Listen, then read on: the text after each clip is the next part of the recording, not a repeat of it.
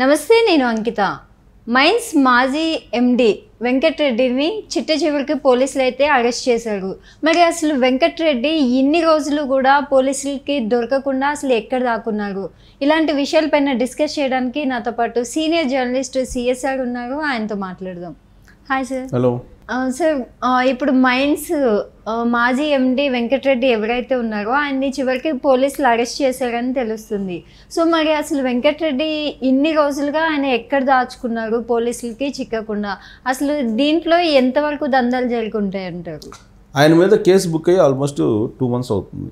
ఆంధ్రప్రదేశ్లో ప్రభుత్వం మారిన తర్వాత వెంటనే చర్యలు తీసుకున్నటువంటి వాళ్ళు ఎవరైనా అంటే లిక్కర్ స్కామ్ సంబంధించి ఆ రోజు ఆంధ్రప్రదేశ్ బెవరేజెస్ కార్పొరేషన్ ఎండీగా ఉన్నటువంటి వాసుదేవ్ రెడ్డి మీద, అలాగే గనుల శాఖకు సంబంధించి డైరెక్టర్ ఎండీగా ఉన్నటువంటి వెంకటరెడ్డి మీద, వీళ్ళిద్దరి మీద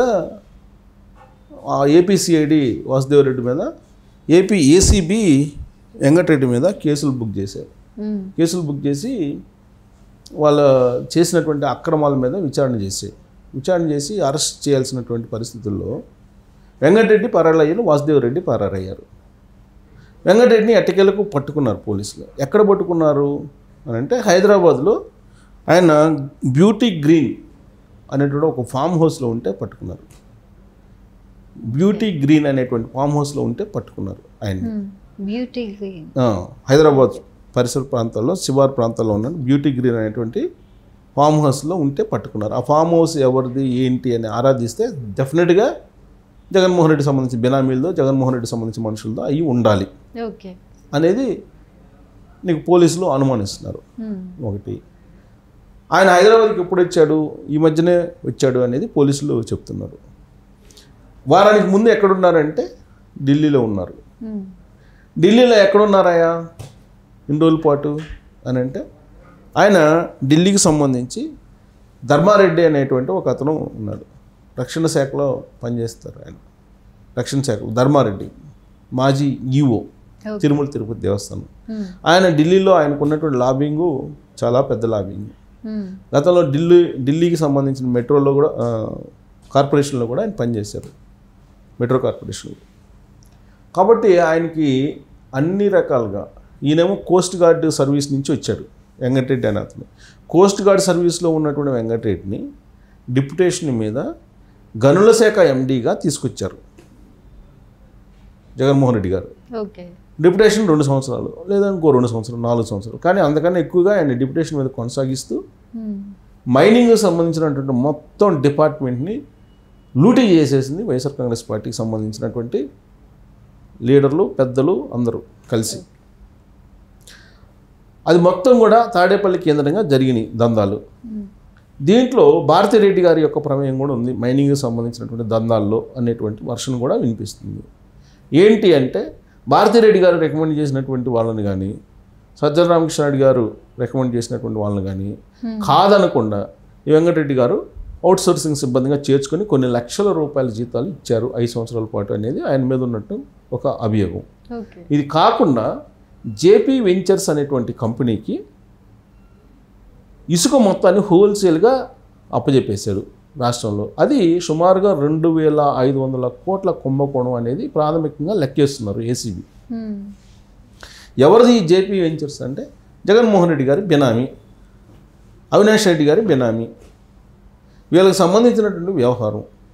ఇది మొత్తం కూడా గనుల శాఖ మొత్తాన్ని కూడా మింగేశారు వైఎస్ ఫ్యామిలీ అనేటువంటి ఆరోపణలు తీవ్రంగా వినిపిస్తున్నాయి. దానికి సహకరించింది ఎవరంటే ఈ వెంకటరెడ్డి. సో ఈ వెంకటరెడ్డి మీద ఏసీబీ కేసు ఫైల్ అయినప్పుడు ఆయన దాదాపు 2 నెలల పాటు పరారీలో ఉన్నాడు.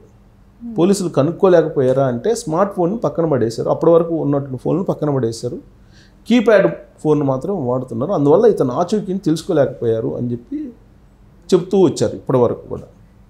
అయితే ఇక్కడ ఎప్పుడైతే ఏసీబీ కేసు ఫైల్ అయిందో రాష్ట్రాన్ని వదిలిపెట్టి ఆయన ఢిల్లీ వెళ్ళిపోయారు. ఢిల్లీలో ఎవరు నీడనున్నారు, ఎవరు రక్షణలో ఉన్నారంటే ఈవో ధర్మారెడ్డి గారి రక్షణలో ఉన్నారు. ఈవో ధర్మారెడ్డికి విస్తృతమైన పరిచయాలు ఉన్నాయి ఢిల్లీలో. ఆయన రక్షణలో ఉన్నారు 2 నెలల పాటు సురక్షితంగా అని ఇప్పుడు పోలీసులు చెప్తున్నటువంటి మాట.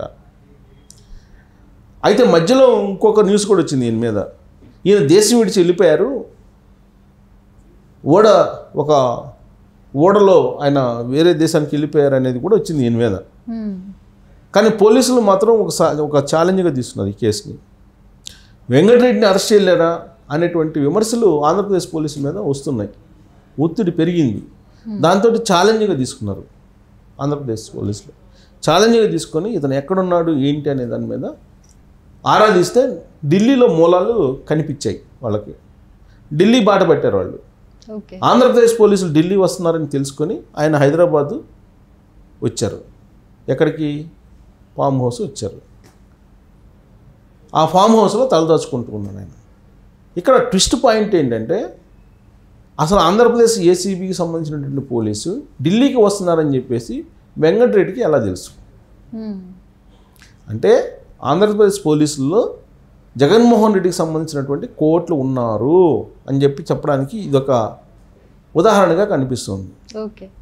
సో అది తెలుసుకున్నటువంటి ఈ వెంకటరెడ్డి అక్కడి నుంచి ఢిల్లీ నుంచి హైదరాబాద్ ఉంచేటువంటి ఈ ఫామ్ హౌస్కి వచ్చారు. ఈ ఫామ్ హౌస్లో ఎవరి అండదండలు ఉంటాయి అని అంటే వైఎస్ఆర్ కాంగ్రెస్ పార్టీకి సంబంధించినట్టు అండదండలు ఉంటాయి. పెద్దిరెడ్డి, చివరెడ్డి భాస్కర్ రెడ్డి గారు, పెద్దిరెడ్డి గారు వీళ్ళకి సంబంధించినటువంటి ఫామ్ హౌస్లు హైదరాబాద్ చుట్టుపక్కల అనేకం ఉన్నాయి బినామీ పేర్లతోటి అనేది చాలామంది చెప్తూ ఉంటారు. లేదా వైఎస్ఆర్ కాంగ్రెస్ పార్టీకి సంబంధించినటువంటి మాజీ మంత్రులు కానీ ఫామ్ హౌస్లు అనేక మంది ఉన్నాయి అక్కడ. దాంట్లో ఒకటి ఈ ఫామ్ హౌస్. ఈ ఫామ్ హౌస్లో ఆయన తలదాచుకున్నాడని చెప్పి తెలుసుకున్నటువంటి ఏసీబీ పోలీసులు అక్కడికి వెళ్ళి అక్కడ ఆయన్ని అదుపులోకి తీసుకున్నారు అనేది తాజాగా తెలుస్తుంది. ఎందుకనంటే నిన్నటి వరకు ఆయన లొంగిపోయాడా లేదంటే ఆంధ్రప్రదేశ్ ఏసీబీ ఆయన్ని అరెస్ట్ చేసిందా అనేటువంటి చర్చ నడిచింది. ఇప్పుడు ఆంధ్రప్రదేశ్ ఏసీబీనే ఆయన్ని పట్టుకొని అరెస్ట్ చేసింది అని చెప్పి క్లారిటీ వచ్చేసింది. పట్టుకున్న తర్వాత అరెస్ట్ అయినటువంటి 24 గంటలు కోర్టులో సబ్మిట్ చేయాలి. వీళ్ళు ఏసీబీ కోర్టులో సబ్మిట్ చేశారు. ఏసీబీ కోర్టులో సబ్మిట్ చేసినప్పుడు ఏసీబీ కోర్టుకి ఏసీబీ అధికారులు ఏం చెప్పారంటే ఒక పిటిషన్ వేశారు. వెంకటరెడ్డి అనే అతను భారీగా అక్రమాలకు పాల్పడ్డాడు. 2500 కోట్లకు పైగా విలువైనటువంటి ఇసుకను దోచేశారు. ఇవి కాకుండా మినరల్స్కి తర్వాత క్వాడ్జీ లాంటి వాటికి అనుమతులు ఇవ్వడంలో అక్రమాలకు పాల్పడ్డాడు కాబట్టి కస్టడీకి ఇవ్వాలని చెప్పి పిటిషన్ వేశారు. ఆ పిటిషన్ తోసిపుచ్చి ఆయన్ని రిమాండ్కి పంపించారు. అంటే జైలుకి పంపించారు. జైలుకి వేస్తూ రిమాండ్ విధించింది అక్కడ ఉండేటువంటి ఏసీబీ కోర్టు. ఇంతకీ ఆ ఏసీబీ కోర్టులో ఆ నిర్ణయం తీసుకున్న జడ్జి ఎవరు అనేటువంటి ఒక ఆసక్తికరమైనటువంటి అంశం తెర మీదకి వచ్చింది. ఆ జడ్జి ఎవరో కాదు, చంద్రబాబు నాయుడు గారిని నిరాధారమైనటువంటి ఆరోపణలతోటి అరెస్ట్ చేసినప్పుడు ఆంధ్రప్రదేశ్ సిఐడి ఆ కేసుని విచారించి చంద్రబాబు నాయుడు గారిని రాజమండ్రి సెంట్రల్ జైలుకి రిమాండ్కి పంపించినటువంటి జడ్జి ఆవిడ ఈ కేసులో వెంకటరెడ్డిని కస్టడీకి ఇవ్వడానికి నిరాకరిస్తూ ఆంధ్రప్రదేశ్ ఏసీబీకి రిమాండ్కి పంపించారు. సో రిమాండ్లో ఇప్పుడు వెంకటరెడ్డి రిమాండ్లో ఉన్నారు, అంటే జైల్లో ఉన్నారు. ఆయన్ని కస్టడీకి ఇస్తే తప్ప ఫర్దర్ ఇన్ఫర్మేషన్ ఆంధ్రప్రదేశ్ ఏసీబీకి వచ్చేటువంటి అవకాశం లేదు. కానీ జడ్జి మాత్రం కస్టడీకి ఇవ్వడానికి అంగీకరించకుండా ఆవిడ జైల్లోకి రిమాండ్కి పంపించారు. బహుశా కస్టడీ పిటిషన్ మళ్ళీ వేస్తారేమో ఆంధ్రప్రదేశ్ ఏసీబీ. అప్పుడు ఆ జడ్జి మరి కస్టడీకి ఇస్తారా ఇవ్వరా, విచారణకి ఒకవేళ వెంకటరెడ్డి సహకరించట్లేదని చెప్తున్నారు ఆంధ్రప్రదేశ్ ఏసీబీ. విచారణకు కనుక ఆయన సహకరించకపోతే ఫర్దర్గా ఉండేటువంటి అక్రమాలు అవన్నీ బయట రావాలి కదా.